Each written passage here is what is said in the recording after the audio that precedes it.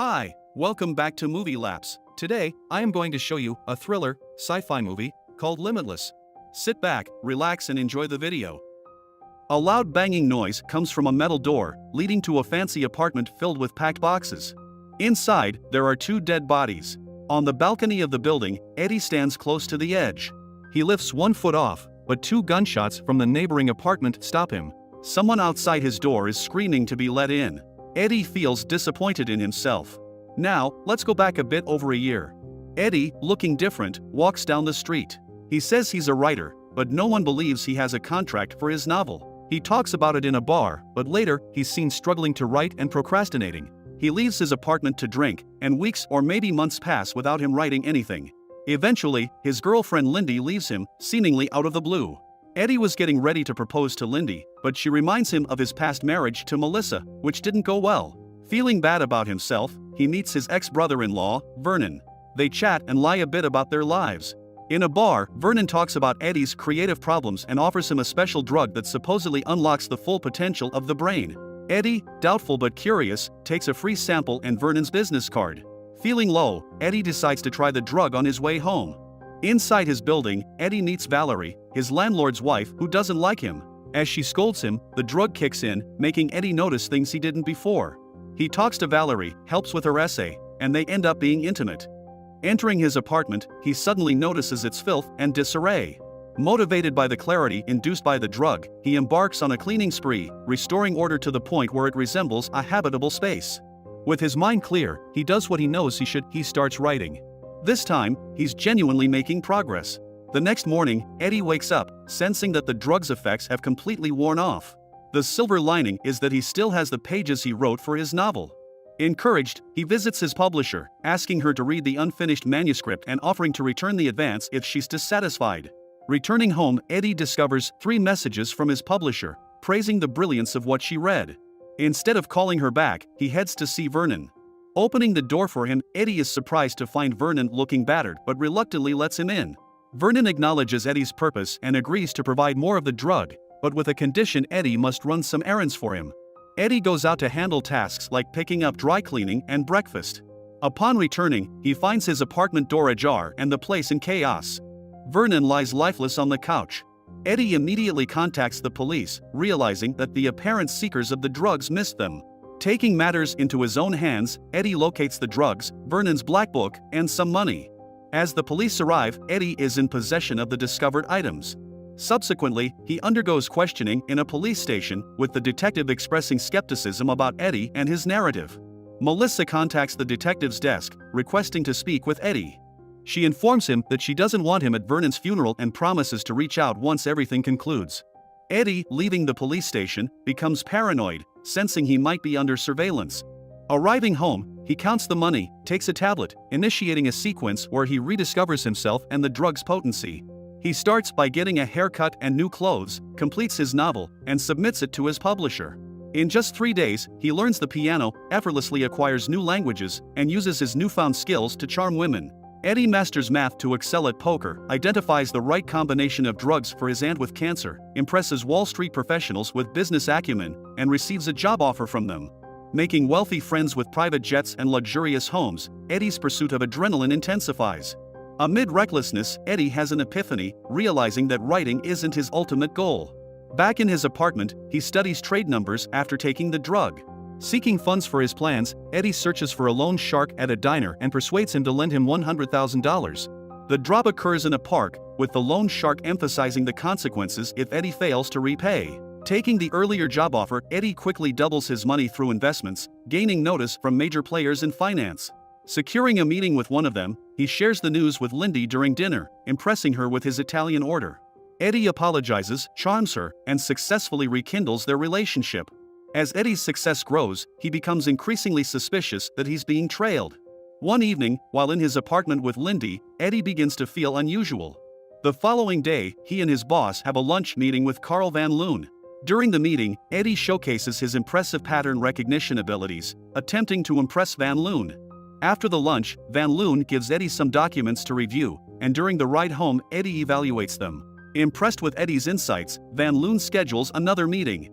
Eddie, feeling energized, takes a walk to plan his future, even entertaining the thought of becoming president. Suddenly, he experiences another strange sensation, as if time is moving differently. He walks until he unknowingly reaches a bar, progressing to a party with one girl and later finding himself in a hotel with another. Paranoia sets in, and Eddie believes he's being followed. Eventually, he starts a fight in the subway, realizing he's learned how to fight by watching kung fu movies and boxing on TV.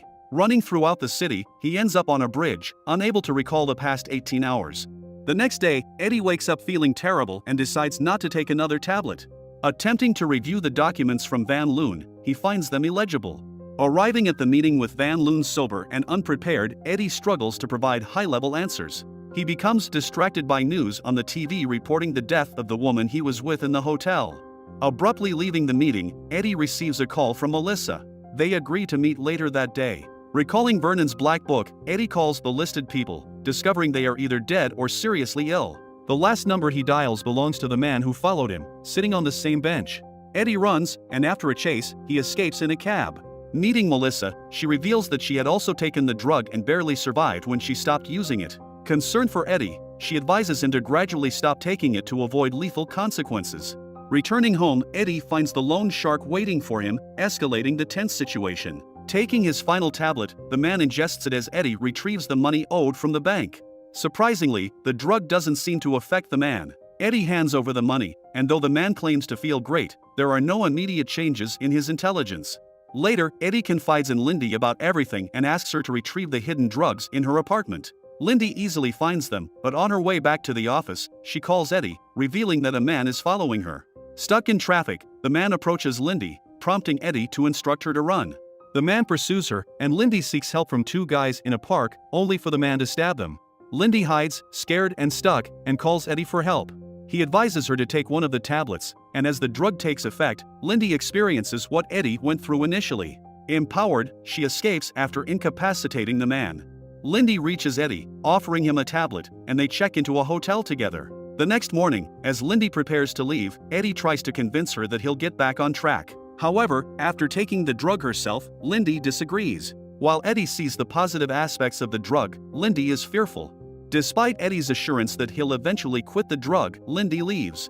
Eddie spots the loan shark waiting for him and approaches him, providing a few drugs to satisfy his demand. Later on, Eddie decides to enhance his security by hiring 2 bodyguards who accompany him everywhere.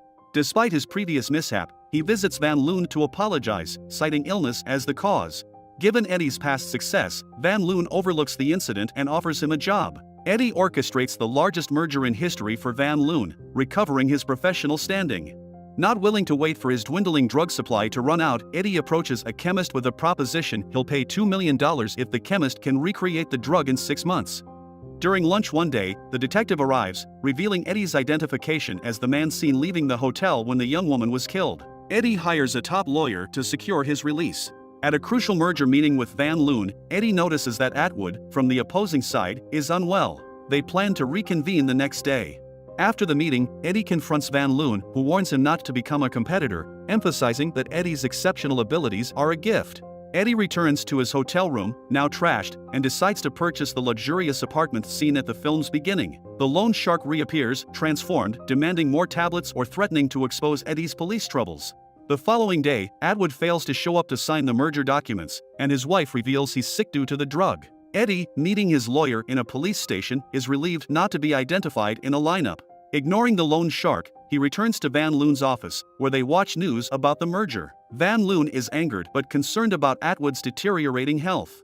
Realizing he needs another tablet, Eddie can't find his stash. Returning to the office, a package arrives, containing the severed hands of his bodyguards.